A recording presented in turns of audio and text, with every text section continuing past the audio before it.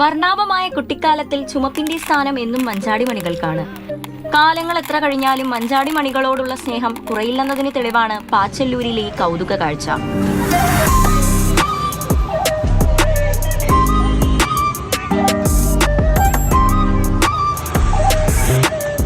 ഇരുപത്തിമൂന്നാം തീയതിയിലെ കാറ്റിലും മഴയിലും വീണ മഞ്ചാടി മരത്തിനു ചുറ്റും മഞ്ചാടി ശേഖരിക്കാൻ അവസാനമായ ആളുകൂടി.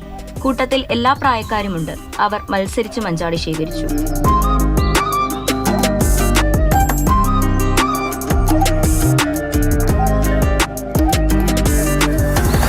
കൂട്ടത്തിൽ കൊച്ചുമക്കൾക്കായി മഞ്ചാടി ശേഖരിച്ച ഒരു മുത്തശ്ശനുമുണ്ട്.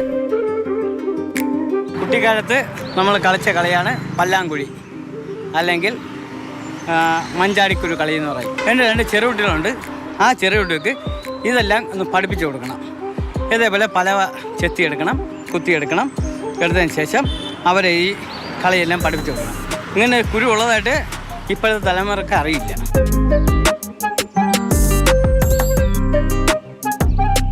സോഷ്യൽ മീഡിയയുടെയും ഓൺലൈൻ ഗെയിമിന്റെയും കാലത്തും മഞ്ചാടി മണികൾക്ക് ഡിമാൻഡ് ഉണ്ടെന്നതിന് തെളിവാണ് കൂട്ടത്തിലെ പുതുതലമുറ.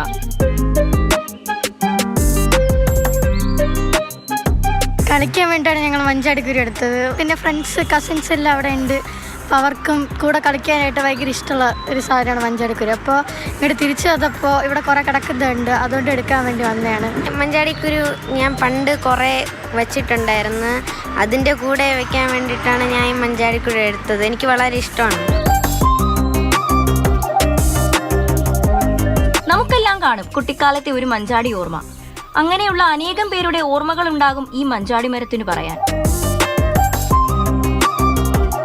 മാതൃഭൂമി ന്യൂസ്, തിരുവനന്തപുരം. സൈബ ശ്യാം ചേരുന്നുണ്ട് തത്സമയം.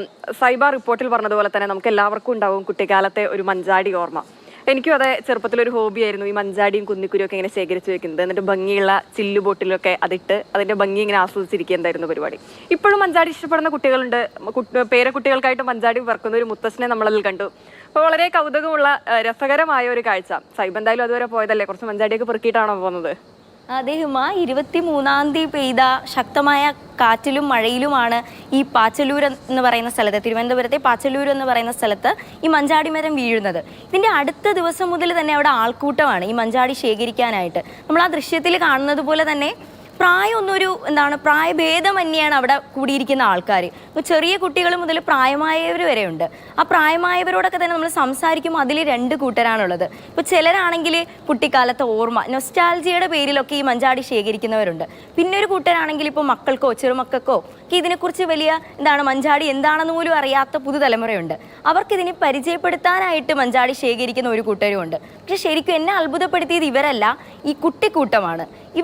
എനിക്കൊരു ധാരണ ഉണ്ടായിരുന്നു, ഈ മൊബൈലിൻ്റെയും സോഷ്യൽ മീഡിയയുടെയും ഒക്കെ കാലത്ത്, അല്ലെങ്കിൽ ഗെയിമിൻ്റെ ഒക്കെ കാലത്ത് കുട്ടികൾക്ക് ഈ മഞ്ചാടിയോടും ഇങ്ങനെയുള്ള കാര്യങ്ങളോടൊന്നും വലിയ കൗതുകമോ അല്ലെങ്കിൽ താല്പര്യമോ ഉള്ളതായിട്ട് എനിക്ക് തോന്നിയിട്ടില്ല. പക്ഷെ ആ ഒരു ധാരണ മാറ്റി. ശരിക്കും ഇവർക്ക് അവിടെയാണെങ്കിൽ മഴയൊക്കെ പെയ്തിട്ട് ചെളിയിലും പൊടിയിലും ഒക്കെയാണ് ഈ മഞ്ചാടി കിടക്കുന്നത്. അവർക്കതൊന്നും ഒരു പ്രശ്നമേ ഇല്ലായിരുന്നു. ഒരു ഓടി നടന്ന് ശേഖരിക്കുന്ന കാഴ്ചയാണ് ഹിമ ഞാൻ അവിടെ കണ്ടത്. തീർച്ചയായിട്ടും സൈബ, മഞ്ചാടി ഇഷ്ടപ്പെടുന്ന കുട്ടികൾ ഇന്നും ഉണ്ട്. ഓടി നടന്ന് മഞ്ചാടി ശേഖരിക്കുന്ന ആ കാഴ്ച കാണുമ്പോൾ വലിയ കൗതുകം തോന്നുന്നുണ്ട്. അതുപോലെ തന്നെ വലിയ സന്തോഷമുണ്ട്. ഇനി അവർ വളർന്നു വലുതാകുമ്പോൾ അവർക്ക് അവരുടേത് കഴിഞ്ഞു വരുന്ന തലമുറയോട് പറഞ്ഞു കൊടുക്കാം അവരുടെ ചെറുപ്പത്തിലെ മഞ്ചാടി ഓർമ്മകൾ. ശരി സൈബ.